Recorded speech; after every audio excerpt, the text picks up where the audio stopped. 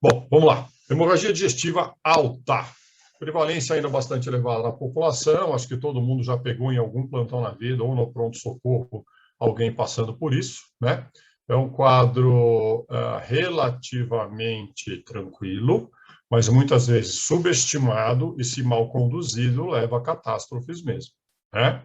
Tem uma prevalência ainda elevada na população, mais variável do ponto de vista geográfico. Por exemplo, no Japão tem uma incidência bem mais elevada do que no Brasil, proporcionalmente à população. Cerca de 300 mil internações ano nos Estados Unidos e 90% são sangramentos digestivos de origem não varicosa. A gente vai deixar isso bem marcado porque o tratamento e a logística de um sangramento varicoso é bem diferente do dispéptico, tá? Não é que é bem diferente, mas assim, tem suas particularidades e fica melhor encaixado quando a gente falar de paciente hepatopata na UTI, que é o Ricardo, que vai conversar com vocês amanhã, tá? Então, hoje a gente não vai falar do sangramento varicoso, claro que a gente pode comentar alguma coisa, mas não é o foco, porque o assunto tem bastante coisa para ser discutido. Então, sangramento varicoso será amanhã, hoje o foco principal é na causa principal, que é a dispéptica. Do ponto de vista de estatística, né, de causa de alguém que chega para você com uma história de HDA, é que você vai encontrar em mais da metade dos casos a questão da síndrome dispéptica ou por úlcera gástrica ou por gastrite erosiva, esofagite erosiva, é a maior probabilidade que você vai encontrar, tá? Então, em torno de 2/3 dos casos tem esta origem. Tem outras possibilidades, por exemplo, sangramento com endoscopia normal, né? Aí a gente precisa ver se efetivamente foi um sangramento digestivo alto, mas existem alguns sangramentos, por exemplo, né, o Mallory-Weiss, cujo diagnóstico não é tão fácil assim, né?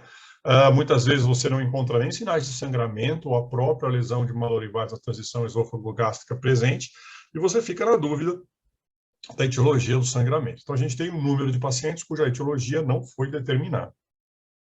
De qualquer forma, a dispepsia aqui corresponde a basicamente 2/3 dos eventos de sangramento desses pacientes, a origem dispéptica.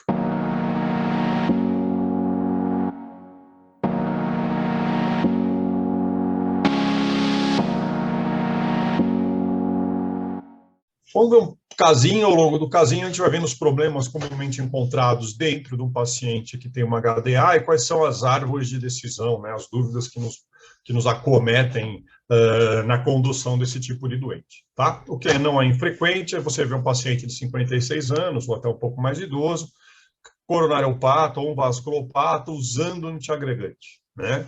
E esse paciente estava usando dupla antiagregação porque tinha ganho um stent há menos de 6 meses e vem com uma queixa de uma epigastralgia 2 dias após o uso de anti-inflamatório não hormonal por um trauma articular que ele teve, e há um dia começou a ter vômitos claros, né? Ao exame físico apresentava-se taquipneico, taquicárdico, 12/7 de PA, um exame abdominal que não chamava atenção, tá?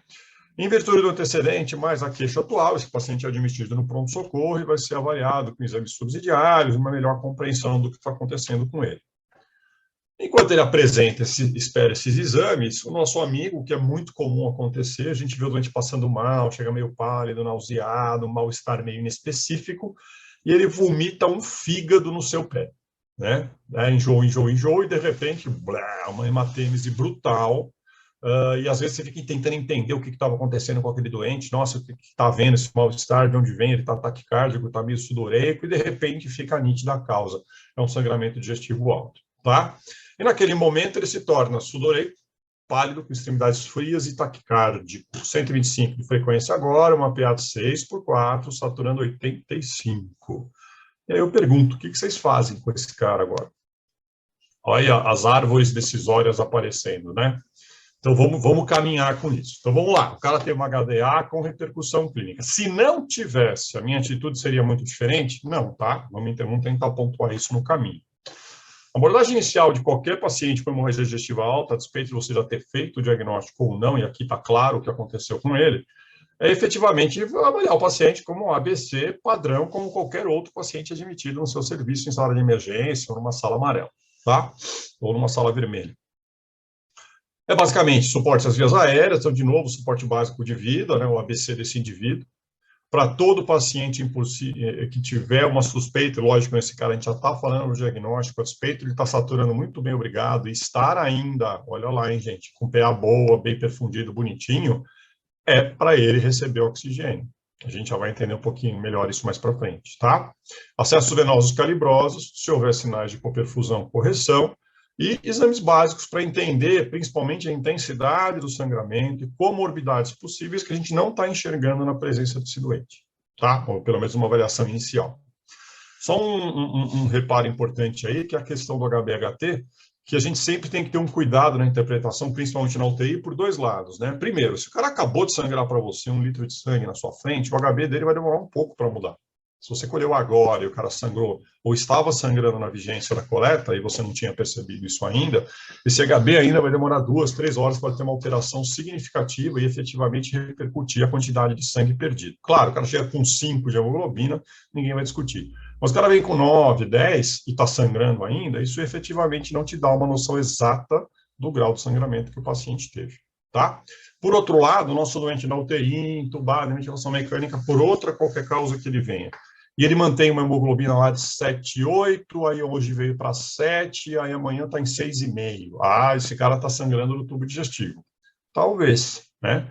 Mas será que não é balanço positivo? Será que não é uma depressão medular? Tem outras causas para justificar aquela queda, tá?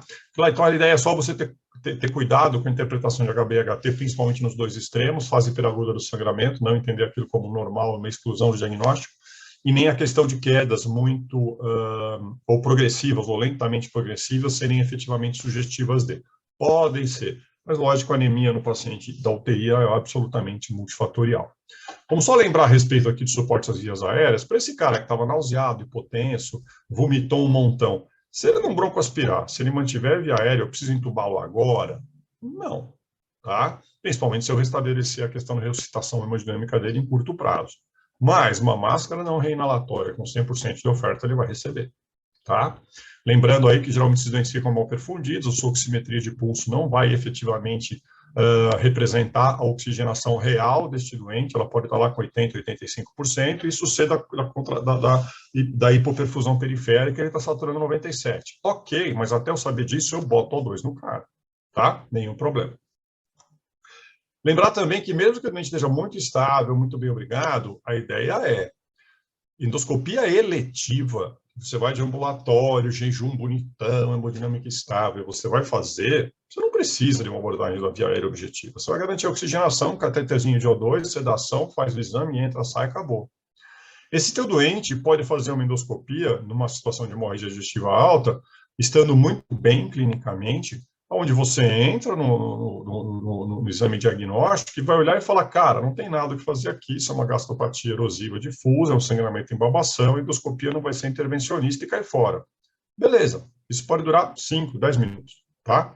E se o doente estiver muito bem obrigado, já tiver um tempo mínimo de jejum de 4 a 6 horas, eu não preciso obrigatoriamente entubar esse doente. Agora, o paciente que fez esse grau de repercussão hemodinâmica, esse sangramento não deve ser por causa não tratável pela endoscopia, e se for ter não só diagnóstica endoscopia, além da questão da instabilidade do doente ou de um risco de um ressangramento e nova instabilização, a endoscopia será feita sob intubação traqueal. Por quê?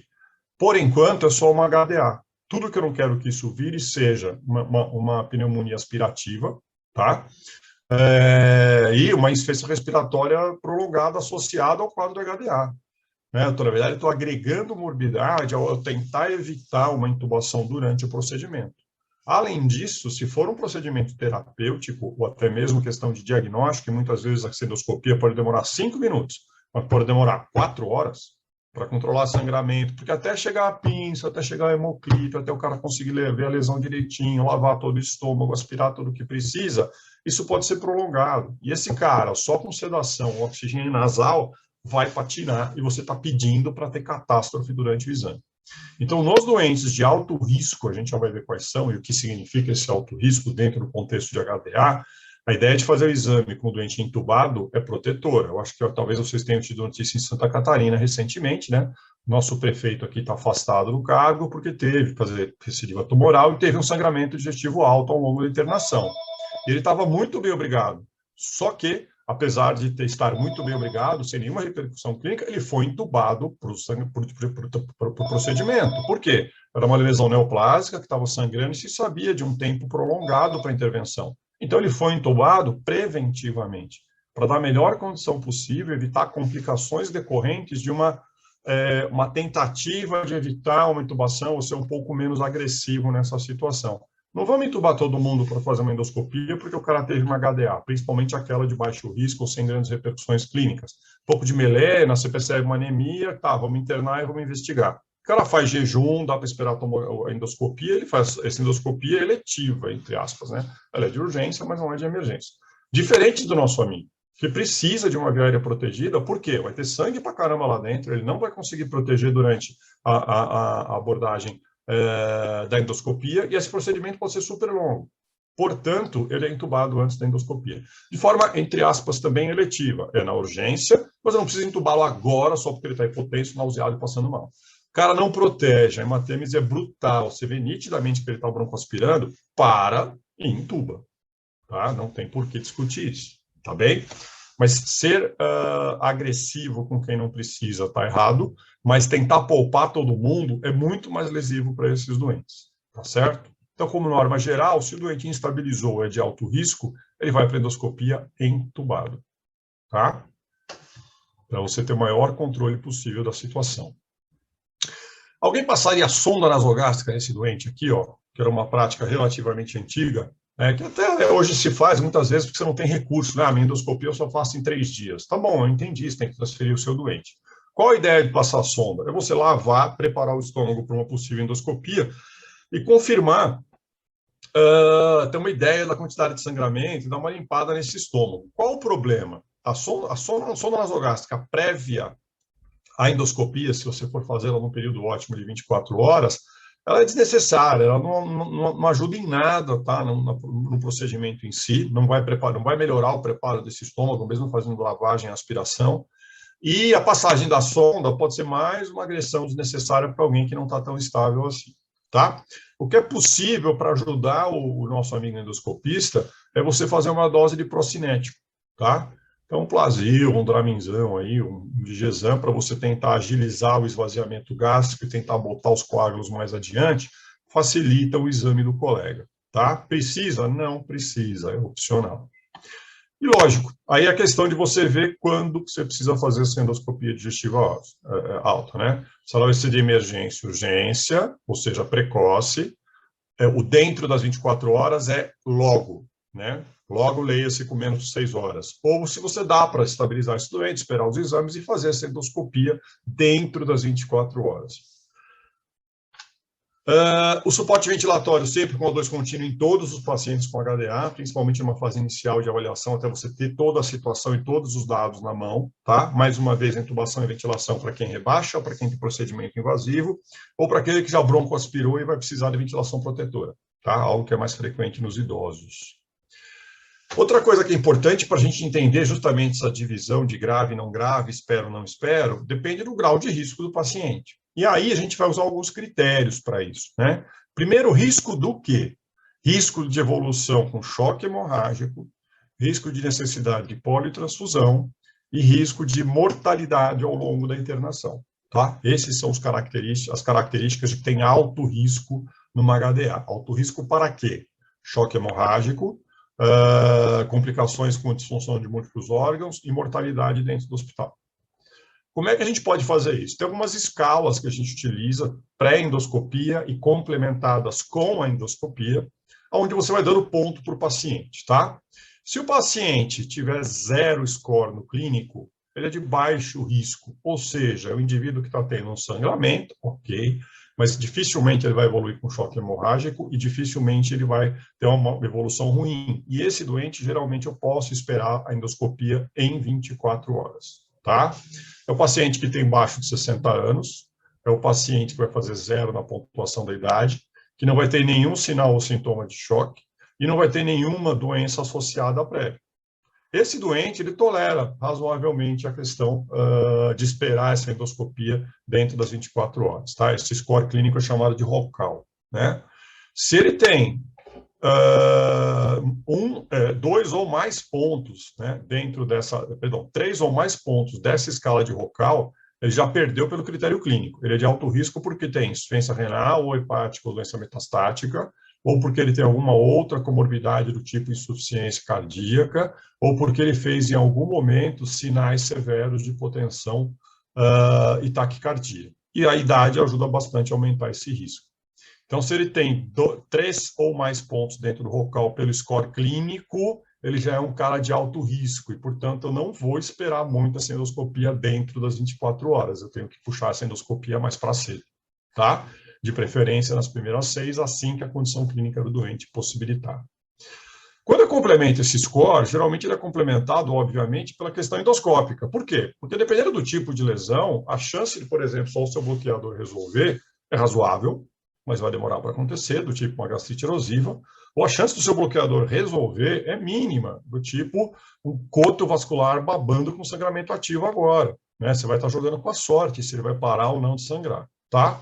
Então, tudo isso depende do seu achado endoscópico, que vai complementar a escala de Rocal, que tem um componente endoscópico ou clínico. Se você só tiver o clínico antes do exame, segue por ele, é uma margem de segurança boa para a gente identificar os doentes de alto risco e acelerar um pouco as coisas. E aí identifica os de baixo risco, onde a gente consegue esperar, tá? Geralmente é o doente que está com score de 0 no clínico, tá bom? No caso, quando você associa o Rocal endoscópico, aí você usa o critério de 3 ou mais pontos, tá? Então, de novo, não é só os 3 pontos no critério clínico, você precisa usar para classificar o doente como baixo risco de fato, complementar pela endoscopia. Só os critérios clínicos não te permitem fazer isso. De qualquer forma, o que você vai achar na endoscopia? Uma lesão não tratável, normalmente pode ser uma laceração de malolivais, ou uma úlcera péptica, uma doença erosiva ou esofagite, ou você tem uma neoplasia prévia ou uma cirurgia desta região recente. Esses caras têm mais alto risco já dentro da escala de Rocal.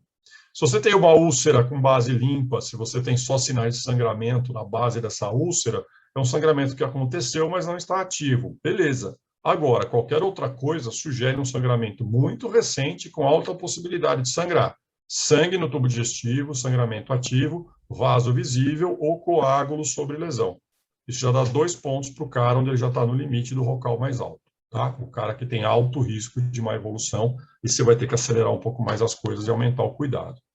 Tem outra forma de você utilizar, tá? Tem esse Blatchford Score também, que você pode utilizar, vai depender de serviço para serviço, mas que vai evoluir uma pontuação em cima de pressão, ureia, no sentido de reserva renal, e também isso aqui, querendo ou não, né, você vai ver o grau de sangramento e quanto que esse cara já absorveu de sangue digerido. Lembrar que uma das causas de hiperuricemia é HDA, tá? Então, às vezes, o sangramento não é nem tão importante, mas a quantidade de sangue presente no tubo intestinal, principalmente no osteodoente grave, é lembrar, às vezes, que uma subida da ureia desacoplada da creatinina pode ser um sinal indireto de sangramento digestivo, tá? A intensidade da hemoglobina e outras variáveis a respeito de síncope, de insuficiência hepática, de doença cardíaca prévia. Baixo risco desse cara, aqui não tem ponto nenhum, tá? E esse cara pode aguardar essa endoscopia em até 24 horas, mas o ideal é que os caras de alto risco façam o exame assim que possível, preferencialmente nas 6 primeiras horas, se a condição clínica permitir, e a sua logística também, tá? Quando que a gente não leva a endoscopia mais para frente? O cara que chocou, o cara que tem comorbidade, o cara que caiu muito HB. Se você quiser sintetizar essas escalas, deixar ela menos objetiva, vamos chamar assim, e mais prática, você usa esses critérios, tá? Se baixa o risco, eu consigo esperar essa endoscopia com um preparo clínico melhor, tempo de jejum, ter mais dados e estabilização desse paciente. Bom, se o doente então sai da sala de emergência, tá? Ele é ressuscitado inicialmente naquele ambiente, e esse doente precisa ir para a UTI porque, o doente grave porque está hipotenso. Então, mas que HDA que vai para a UTI? São todas? Não. Você pode colocar, principalmente no ambiente de restrição de recursos, os pacientes no ambiente intermediário, né? Ou até mesmo em enfermaria, se o paciente não fez hipotensão, não tem comorbidades, tem idade menor que 50, não está em sangramento ativo e não tem distúrbio de coagulação. É um cara que a chance dele ressangrar de forma significativa, ele ter uma má evolução na internação, ela não é alta. E ele está sob supervisão hospitalar. Se houver uma nova recidiva do sangramento, esse cara está esperando endoscopia, e aí ele ficou grave, ok, agora nós vamos para a UTI. Mas essa evolução é extremamente improvável nesse paciente. Diferente desses doentes que têm essas características aqui, que demandam ficar na UTI, tá? Endoscopia, faz muita diferença fazer isso precoce ou tardio? A ideia qual é? A endoscopia precoce é essa dentro de 24 horas, tá? E a endoscopia urgente é quando você vai antecipar para 6 horas. A ideia desse estudo aqui foi que ele randomizou, ele não classificou pela gravidade do sangramento, tá? Mas classificou exclusivamente do tipo endoscopia agora, endoscopia mais tarde. É HDA? Então faz, tá? A ideia era essa, você não prejudicaria quem precisaria fazer precocemente a tardia e nem prejudicaria quem pudesse tolerar a sua espera. E o que se viu em termos de mortalidade ou risco foi bem interessante, tá? A probabilidade de morte nesses doentes foi praticamente igual, tá? Mas, lógico, um pouco mais altas naqueles que tinham posteriormente, tá, gente? Assim, ele entrou no meu estudo, ele foi sorteado, sim e não. Aí eu olho depois as características de risco dele, e aí eu vou ver para onde ele caiu, e ver se isso teve impacto ou não na mortalidade. O que se verificou é que aqueles que tinham uma indicação definida pelo protocolo de receber a endoscopia de forma urgente e não o fizeram, efetivamente tiveram uma evolução ruim, principalmente numa fase mais tardia do sangramento. Ao contrário daqueles que foram para endoscopia precoce, tendo ou não a indicação, tá? Mas a ideia da estratégia de você identificar o alto risco e o baixo risco, endoscopar mais cedo, endoscopar mais tarde, é a prática diária hoje e é o que a gente tenta respeitar dentro, lógico, da estrutura assistencial que a gente tem. Questionamento que você mesmo falou lá no início, né? E aí, vamos fazer anti-H2 para ele enquanto eu estou esperando a endoscopia? A resposta é sim, tá?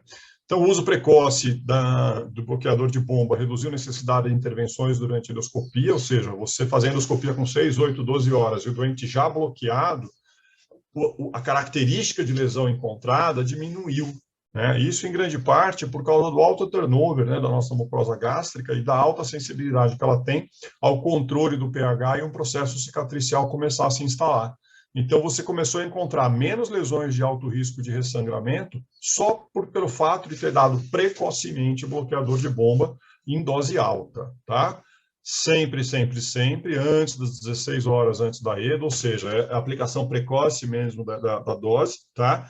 Dose de 80 miligramas EV, e aí você tem a opção, e aí muda um pouco, mas, de novo, o melhor resultado que se viu, mas pode ser questionado, tá? Tem trabalhos mostrando também benefício de dose intermitente, mas o melhor resultado que se viu é você fazer infusão contínua, independente do peso do doente, de 8 miligramas por hora, porque aí você faz uma inibição absolutamente estável do pH ácido gástrico, né? E é manter isso por 3 dias, independentemente da causa de sangramento. Aqui, se for o varicoso, vai mudar um pouco, tá? Amanhã o Ricardo conversa com vocês. Mas o dispéptico, o não varicoso, ele obedece essa norma.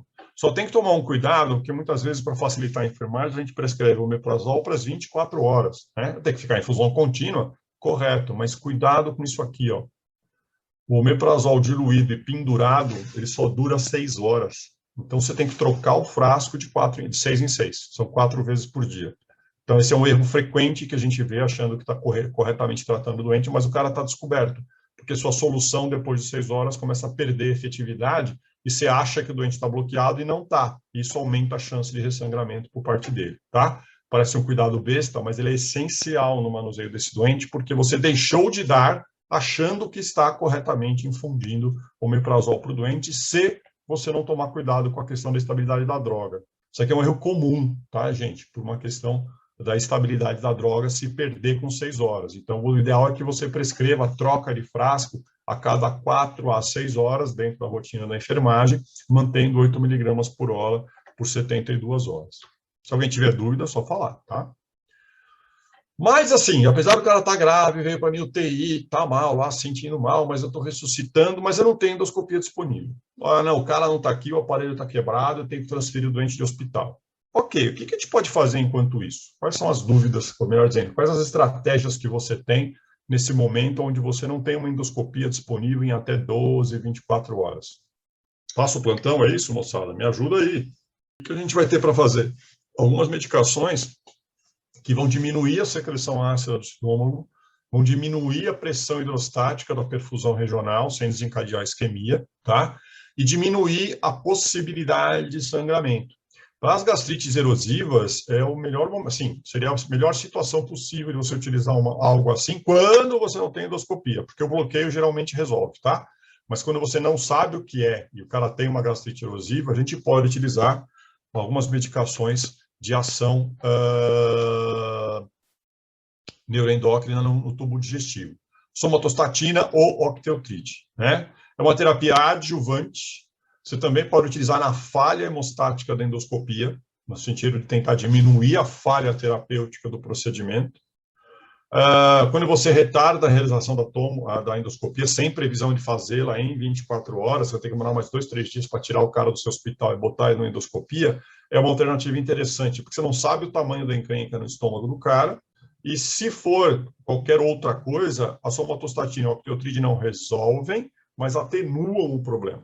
Por isso a ideia de manter, tá? Você pode fazer como adjuvância durante estabilização para o tratamento definitivo, tá? Enquanto você não estabiliza efetivamente o doente, ou ele está hemodinamicamente falando, tá? Até ele conseguir uma condição de fazer o exame, você pode associar a somatostatina, só que é um ou outro, tá, gente? Vamos lembrar, o octreotide bolo, 50 a 100 microgramas, depois uma manutenção contínua, e depois a somatostatina, ou a somatostatina, numa dose EV em bolos, com manutenção por hora, tá? Então, de novo, é um adjunto terapêutico. Estas drogas no sangramento varicoso também têm outra posição e frequentemente são associadas. Aqui, no não péptico, no sangramento de origem péptica, ele é um sangramento adjuvante ou de atenuação, aguardando um tratamento definitivo, que eu não estou tendo por uma questão estrutural.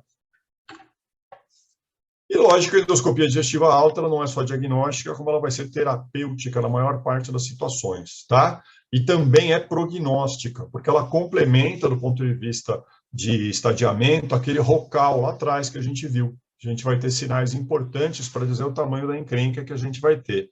Inclusive, para resolver alguma lesão, que ele olha e fala, cara, não dá para resolver com endoscopia, essa lesão, se sangrar de novo, ela é cirúrgica, porque eu não tenho o que oferecer mais por endoscopia, mesmo que eu não tenha intervenção. Então, acaba sendo também prognóstica, né?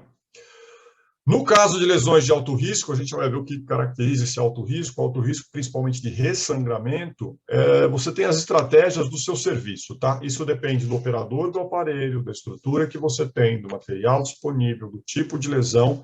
Então, assim, mesmo que a lesão seja idealmente clipável, mas eu não tenho clipe, eu vou usar álcool ou adrenalina.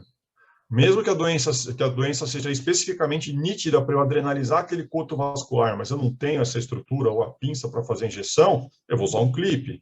Ou, entenda, você vai ter que ficar rebolando dentro dessas variáveis para achar a melhor estratégia terapêutica, tá? Basicamente passa por clipe, ou termocoagulação, ou adrenalina e mais um método. Adrenalina mais clipe, adrenalina mais termorregulação, termocoagulação, tá? São essas as opções terapêuticas que a gente tem para HDA. E aí vem a classificação de Forrest, né, que deixa muito nítido para a gente o que são as lesões de alto risco de ressangramento. Primeiro, quem tem sangramento ativo, dá para ver um jatão de um coto vascular aqui, né? Isso está acontecendo continuamente na vigência do sangramento, isso recebe um Forrest 1A. O 2B, perdão, o 1B é aquele sangramento que não é em jato, mas que não para. Você vê sempre aquela lesão escorrendo sangue de forma contínua pela endoscopia. Essa com sangramento ativo. Dentre os graus das lesões de alto risco de ressangramento, mas que não tem sangramento ativo, você tem aquela que é o coto vascular visível. Então, essa lesão aqui seria essa primeira à esquerda, exatamente igual, só que se tivesse parado de sangrar, tá? Essa, por sorte, parou, a outra, talvez, por uma intervenção divina, pare. E a outra coisa que a gente tem é a lesão que parou de sangrar, mas que tem um coagulão aderido em cima, e foi ele que ajudou a parar o sangramento. Só que este coágulo é extremamente friável e rapidamente será digerido. E com isso, o tampão da sua garrafa vai abrir. O doente volta a sangrar, tá? A mesma forma como esse coto vascular superficializado tem a mesma característica. Essa mucosa e o trombinho formado aqui na superfície não vão aguentar o tranco, ele tem alto risco de ressangramento, tá? Manejo farmacológico, então, assim, esses doentes vão ter a sua intervenção basicamente guiada por isso. Normalmente o colega vai tirar este coágulo de cima da lesão para entender a característica da lesão, se ela é ulcerosa, se é um coágulo, se ela tem uma cara neoplásica, o que ele pode promover de estrutura, ou fazer um hemoclip, ou adrenalizar uma lesão, vai depender dos recursos que ele tem, tá? Mas, mais uma vez, são lesões que terão intervenção. E justamente por não saber qual é este tipo de lesão na vigência daquela HDA, e do tempo de intervenção terapêutica que vai haver, a questão da intubação daquele doente de alto risco, já identificada por critérios clínicos antes, se justifica. E se o colega, se você encontra uma lesão dessa de forma inadvertida, melhor dizendo, inesperada, o cara não foi caracterizado como alto risco para você, foi baixo, mas ele vai ter intervenção, e dentro da UTI, pelo menos, sob seus cuidados, para o exame, intuba, e deixa o cara trabalhar tranquilo, tá? É uma atitude preventiva mesmo. Se o cara fala, não, já estou aqui, vou resolver. Cara, tira um aparelho, me dá 5 minutinhos, eu entubo esse doente, a gente resolve isso com ele sob controle, com via aérea controlada, ele não vai broncoaspirar, você resolve sossegado o seu problema e depois eu estubo. Eu faço uma sedação contínua com medicação leve, deixo ele com propofol, acorda em meia hora, ele vai ser estubado na sequência. Mas durante o procedimento, ele não vomita, ele não aspira, se fizer hipotensão, ele já está entubado, eu consigo estabilizá-lo muito mais rapidamente. Se tirar o time de campo no meio de um procedimento, de um cara instabilizando, você vai ficar correndo atrás do prejuízo, tá? Então, essa é uma dica forte que eu dou. Se o doente encontrar alguma lesão de alto risco de sangramento, para o exame, tira o time de campo, entuba o cara em 5, 10 minutos, você não demora mais que isso para fazer, e aí deixa o endoscopista entrar de novo, tá? Isso dá um certo conflito, mas, de novo, dá muita segurança para todos, tá? Então, cuidado com esse tipo de paciente. Não é frequente, tá, gente? Você já resolveu entubar esse cara antes do exame, porque já foi de alto risco, já caracterizou que ele estava entubado. Mas essa situação acontece às vezes. Então, uma dica, uma sugestão pessoal, na verdade, estratégica, interessante. Eu acho que vai poupar bastante dor de cabeça para a gente. Bom, manejo farmacológico, os bloqueadores H2 já foram abandonados há muito tempo para tratamento de HDA, em virtude da potência que eles têm para melhorar o pH gástrico, tá? O uso intermitente contínuo ainda continua controverso, mas cada vez menos, tá? Então, a ideia de usar bloqueador de bomba contínuo, dose dobrada, mais o contínuo, isso é o que promoveu o melhor resultado. Não significa que o intermitente não tenha resultado. Ah, não tem bomba de infusão, para transportar vai ser difícil. Ok, dá para entender, mas o ideal é você fazer a infusão contínua, tá? Quando possível, e se necessário fazer depois, mas geralmente o teste é tão rápido que você faz no exame mesmo. A pesquisa e tratamento da H. pylori, tá? Porque a médio e longo prazo esse doente sangra menos. Estamos falando aqui de semanas, meses, se trataram do H. pylori já na fase do sangramento agudo. Lógico que eu não preciso dar na endoscopia fazer o kit pylori PAC para esse doente no procedimento. Dá para fazer isso com calma durante a internação, tá? Mais uma vez, vamos lembrar da questão da endoscopia desse paciente, aquele que a gente viu lá, que sentiu o tranco, que fez hipotensão, você ressuscitou, ele deu uma estabilizada. Falando nisso, qual que é a PA-alvo de ressuscitação de alguém que está com HDA? Você concorda que esse sangramento aqui, ó, que você está vendo aqui, no Forrest 1 desse nosso paciente, se você deixá-lo, é mais ou menos aquela ideia, já com muito cuidado, tá, gente? Vamos discutir isso, mas assim, de uma hipotensão relativa até que você controle a fonte de sangramento. É a mesma coisa do trauma. Se você quiser botar o cara em 12, 14 por 8 com sangramento ativo, você só vai lavar coágulo, só vai perder fator de coagulação e só vai piorar o choque do doente, né? Aqui na endoscopia digestiva, o que você verificou foi isso. Não há diferença na evolução dos doentes quando você busca 140. Esse cara é muito bom, tá louco. Tem, tá? E, ao mesmo tempo, você tem a chance de ter um problema, que é o quê? É você ter o cara com sangramento mais exagerado, porque você levou ele para 100, 120, 140 de PA, ele vai babar.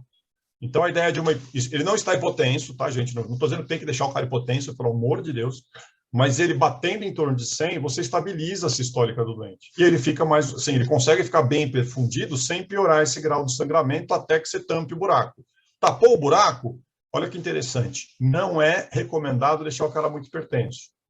Porque mesmo sob equipagem mecânica, por exemplo, ou alcoolização, o que você quiser, níveis pressóricos de hipertensivos acima de 140, 150 de sistólica estão associados a maior risco de sangramento. Não significa que eu tenha que deixar o cara hipotenso, não é isso.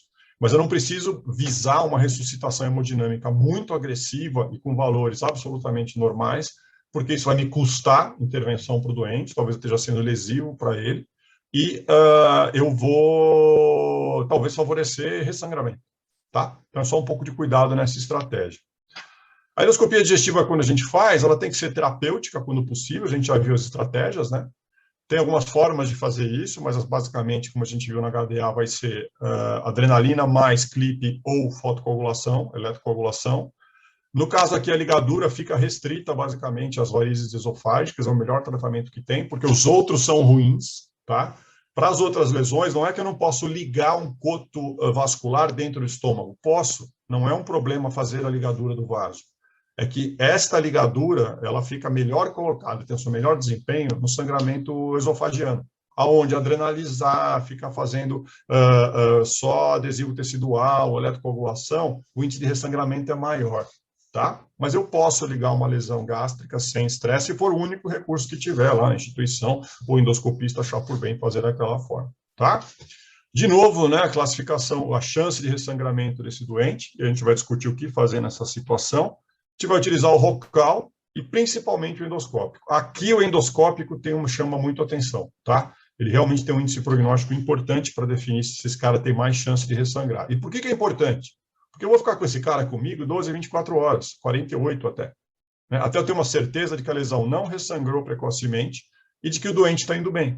E se ele andar para trás de novo, eu sei que ele ressangrou, e é o cara de mais risco, porque eu vi o tipo de lesão que ele tinha, tá? Problema, assim, sujeiras de caminho que acontecem, né? Então, além desse cara estar sangrando, o paciente usava aspirina e clopidogrel, porque ele tinha um stent recente, né? Situações fáceis de lidar. E aí, moçada, o que vocês pensam a respeito de aspirina e clopidogrel? O que eu faço com esse doente? Tiro o AS, deixo clopidogrel, se eu tirar o cara infarta, se eu não tirar o cara continua sangrando, que diabo que eu faço? Essa dúvida não é só sua, como é do mundo, né? Principalmente por índice alto de pacientes em disfunção vascular, com lesões coronarianas ou qualquer outro território crônicas, e que são antiagregados e por isso já tem uma chance maior de HDA, tá? Qual é a estratégia? Sangrou agudo, esse stent do cara tem 6 meses, já está minimamente epitelizado. Se fosse um stent de 3, 4 semanas, vai ficar muito mais encucado com esse problema, porque ainda é um stent potencialmente obstruído, né, a partir da agregação plaquetária, se eu tirar essa proteção. Mas o ideal e recomendado qual é? Ó, é uma interrupção por 3 a 5 dias da dupla antiagregação, tá? Vamos entender isso de forma geral. Por que isso? Porque se eu mantiver a aspirina desse cara, eu dobro a chance de sangramento, mas olha que interessante, pode haver evidência, e há, na verdade, uma evidência fraca, mas tem, de que você reduz mortalidade. Então, fica uma dualidade aí. Então, vamos entender isso. O cara pode ressangrar, se eu der o AS para ele, mantendo. Só que qual que é a vantagem disso? Eu continuo protegendo o indivíduo de uma insuficiência coronariana aguda associada à doença prévia que ele tem, ou stent prévio que ele tem. Então, é um cara que não vai infartar no terceiro dia da HDA. Vamos lembrar que todo sangramento é um estímulo ao sistema de coagulação. E se eu tenho um stent na coronária, um endotélio ainda não totalmente revestindo esse stent, eu estou ativando o paciente em um estado pró-coagulante e eu tirei a aspirina tentando visar o controle do sangramento. Então, é uma faca de 2 gumes isso.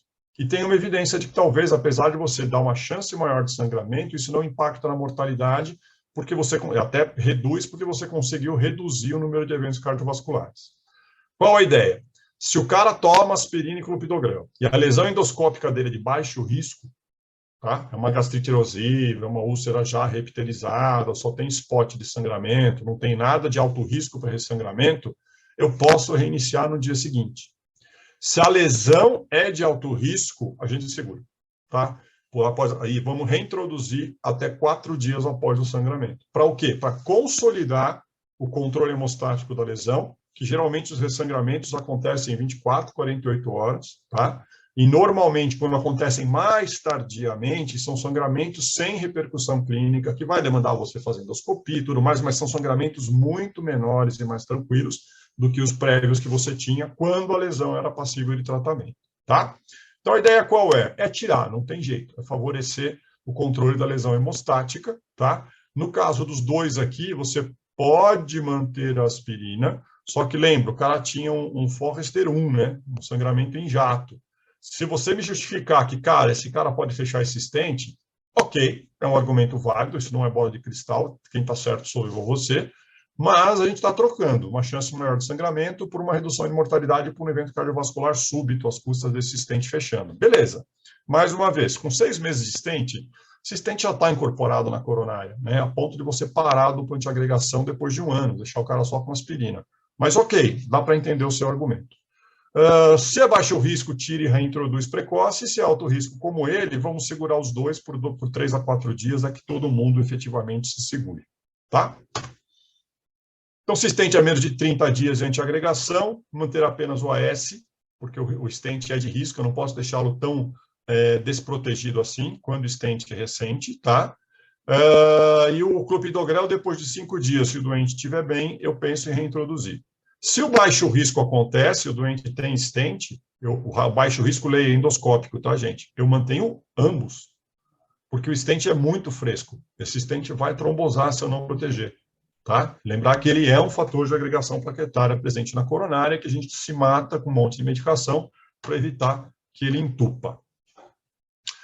E o paciente anticoagulado, indo nessa linha de medicação, né? A ideia é, pacientes que tomam anticoagulante, estão sangrando ativamente, você obviamente não vai dar o inibidor de protrombina, você não vai dar o inibidor de vitamina K do cara. O que eu vou dar para ele?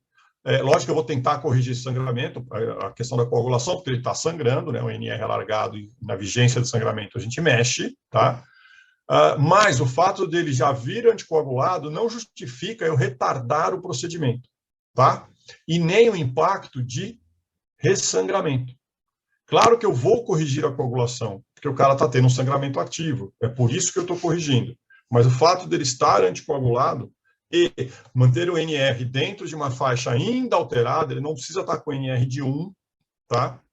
Nem 1,5, ele pode estar com 1,8, 2, e ter sido já tratado pela endoscopia. Eu reverti aquela anticoagulação de 4, 6 de NR que ele teve por intoxicação com marínica, qualquer coisa, e aí trouxe isso para uma faixa de NR não normal, porém muito mais segura que abaixo de 2,5. E o indivíduo foi tratado, adrenalizou, botou o clipe, o diabo que seja. E o fato de permitir isso, esse NR um pouco alargado ainda, não foi preditor de ressangramento, tá?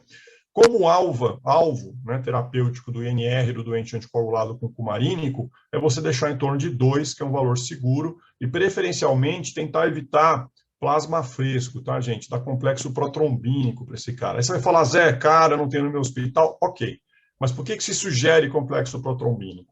Porque muitas vezes, para você fazer a reversão, só vitamina K não dá, e o complexo protrombínico é muito mais rápido e muito mais efetivo em controlar esse NR na vigência de sangramento ativo. Sangue, né? Quanto repor de hemoglobina para esse doente? Qual o alvo terapêutico, né? Teve um grande duplo cego randomizado, bem interessante, que avaliou se valia deixar esses doentes acima de 9 ou acima de 7 de hemoglobina, né? E é comum os pacientes girarem em torno desses valores na vigência da hemorragia digestiva alta. E olha que interessante, né? Por incrível que pareça, a estratégia restritiva, leia-se HB acima de 7, tá? Mostrou a médio e longo prazo, em termos de sobrevida desses doentes, uma melhora, tá? Em relação à estratégia liberal, que mantinha os doentes de 9 ou acima disso. Claro que eu não quero deixar o doente anêmico, claro que eu preciso de hemácia para me estabilizar, fazer um miolo do coágulo que estabiliza o sangramento, claro que eu quero manter a oferta de oxigênio e transporte preservado desses doentes, mas eles toleram bem o HB entre 7 e 9. Então, eu não preciso ser super agressivo nas hemotransfusões, nos concentrados de hemácia, para deixar ele com 12, buscando uma gordura, caso ele sangre. A sua gordura, caso ele ressangre, é o quê? É entre 7 e 9 e um controle frequente. Não é mais concentrado de hemácia que vai te definir se ele está ressangrando ou não, no sentido de você acompanhar uma lesão de alto risco, um tratamento endoscópico duvidoso, no sentido do resultado, é um cara que eu vou ficar em cima com HB-HT, não é o fato de eu ficar dando mais sangue para ele que vai protegê-lo. Ao contrário, pela evidência desse estudo, a gente pode estar aumentando a mortalidade, tá? Então, entre 7 e 9 está de bom tamanho. E não foi só esse estudo, não. Quando a gente vai olhar uma série de outros estudos que viam para, inclusive, pacientes cirróticos ou pacientes dispépticos, a estratégia restritiva parecia ser bastante interessante em redução de mortalidade, tá? Isso numa meta-análise.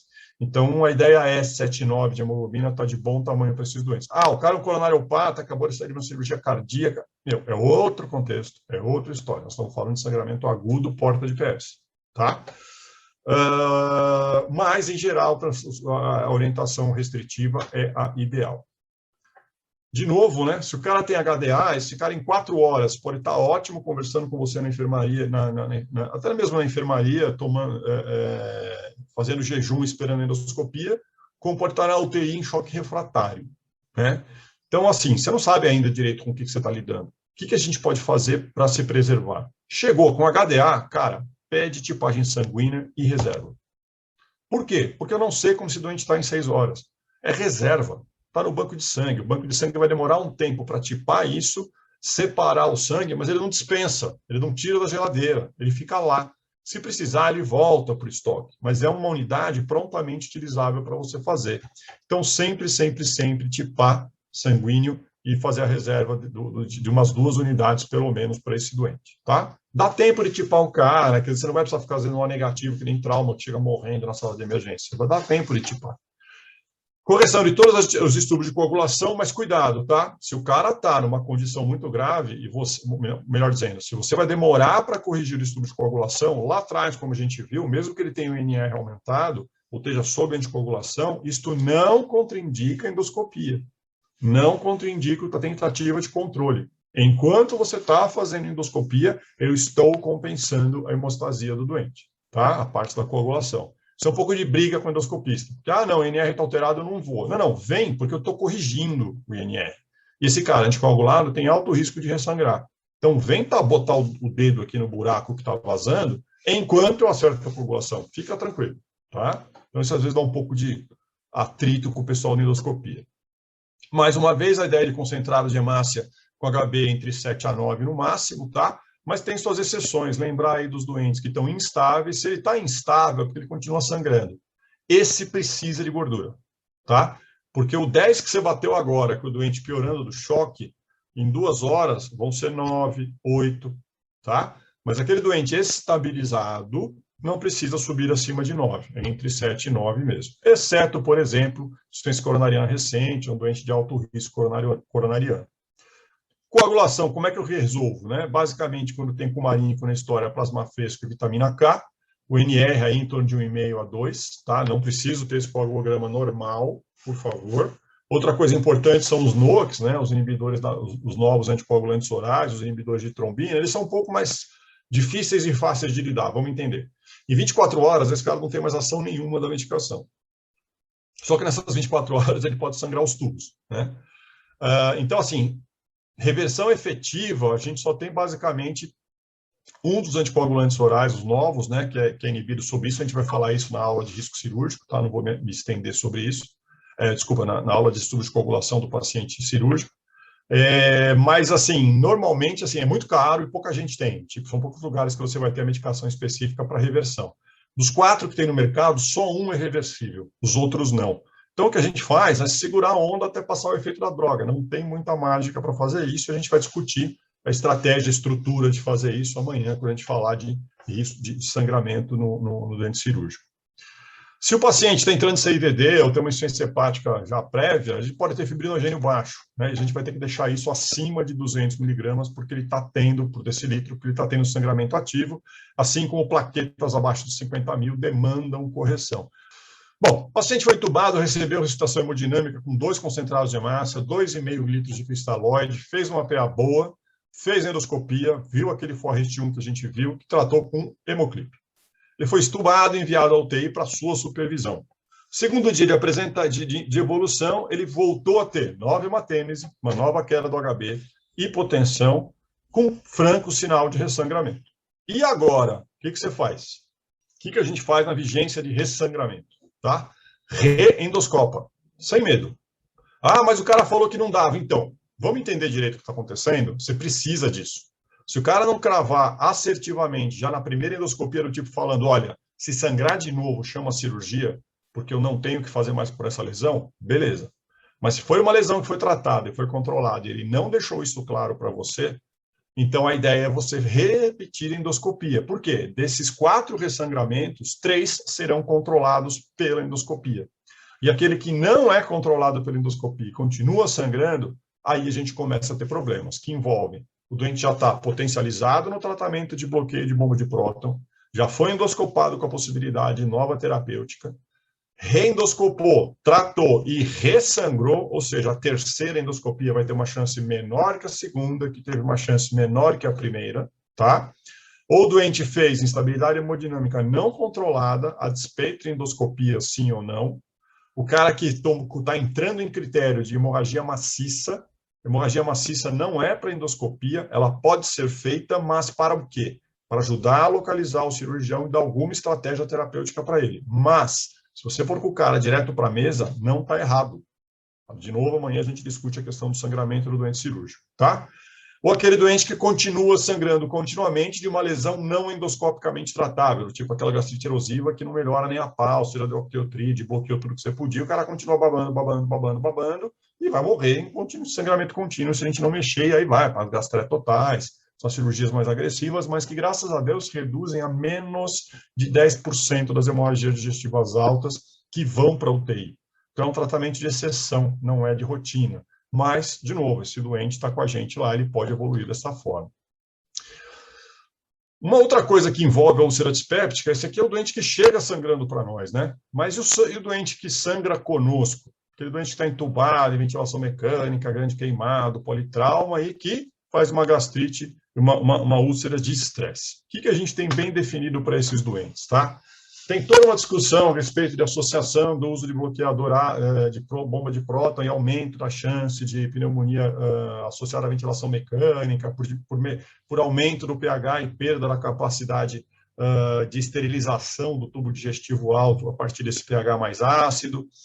O fato é que saiu um estudo bom agora em 2018 que comparou placebo versus pantoprazol para pacientes de alto risco de sangramento digestivo na UTI. Tá? Era o doente que estava em choque, era o doente que estava dialisando na UTI, era o doente que estava em ventilação prolongada, ou com coagulopatia ou anticoagulação, e o hepatopata, que são os grandes riscos. Tá? Olha que interessante o resultado. Quando a gente vai olhar, do ponto de vista de mortalidade, não tem impacto algum. Tá? Você dar ou não dar. Só que isso em mortalidade. Mas no número de eventos tem impacto. O fato de você bloquear o tubo digestivo do doente, você reduz em 50% a chance dele ter uma hemorragia digestiva alta por úlcera de estresse, mas não é 100%. Então, na verdade, o que a gente consegue ao dar o protetor gástrico para ele? Diminuir a chance dele ter sangramento, mas eu não impacto em evolução clínica dele dentro do hospital, porque geralmente são sangramentos moderados ou leves, que a endoscopia vai lá, trata, e isso não impacta diretamente na evolução do doente. Não significa que eu não deva dar, mas vamos pensar pelo outro lado. Se você parar hoje na sua UTI, tudo bem que a sua UTI hoje é um péssimo exemplo por causa do Covid, mas vamos pensar na UTI de 2 anos atrás, se você for rastrear os pacientes que têm indicação de bloqueador de bomba e que estão tomando, se restringem a esses, é choque, é grande queimada, é doente de ventilação mecânica, é doente com anticoagulação, ou paciente que tem disfunção renal, por exemplo. Mas tem um monte de doente, e a maioria dos que não tem nenhum desses fatores estão tomando também porque é grave, porque está na UTI, porque a úlcera é de estresse e o doente está estressado, o que não é fato. E aí talvez esses caras se beneficiem, por exemplo, de você tirar o protetor de bomba. Por quê? Porque esse cara sim tem risco de pneumonia aspirativa. Aquele cara mais tranquilo, aquele cara que você deita e põe ele para dormir a 10, 20 graus à noite. E aí ele aspira uma flora de orofaringe já menos controlada pela questão do pH ácido que você bloqueou desnecessariamente. Então, são os dois lados da moeda. Tem pacientes que se beneficiam, mas você vê que o benefício não é tão impactante assim. E tem os doentes que possivelmente se prejudicam, a gente não tem ideia da extensão desse prejuízo, mas com certeza a gente dá protetor gástrico para muita gente que não precisa. Para resumir, na vigência de HDA, o suporte primário é essencial, então, de novo, apesar do cara estar no choque hemorrágico, eu não vou pular o A, não vou pular o B, lembrar sempre desse B com carinho, no sentido de entubar doentes que você acha que vão dar trabalho, porque é um cara que com a via aérea controlada ele é muito mais tranquilo para você, tá? A endoscopia digestiva, através do alto risco clínico ou baixo risco versus apresentação clínica, deve ser antecipada em até 24 horas para todos, mas alguns, os de alto risco, vão fazer dentro de 6 horas. Lógico, após a estabilização do doente, tá? E se úlcera, bloqueador de bomba sempre indicado, sangramento péptico, tá? Lembrar sempre dos 80 miligramas, fazer infusão contínua por 3 a 4 dias, mas principalmente trocar a bolsa, senão você acha que está tratando e não estamos tratando ninguém, ao contrário, nós estamos deixando o cara desprotegido, porque ele não vai receber o pantoprazol que você prescreveu, ou o omeprazol. Não vai rolar, a droga vai estar inativada na bolsa.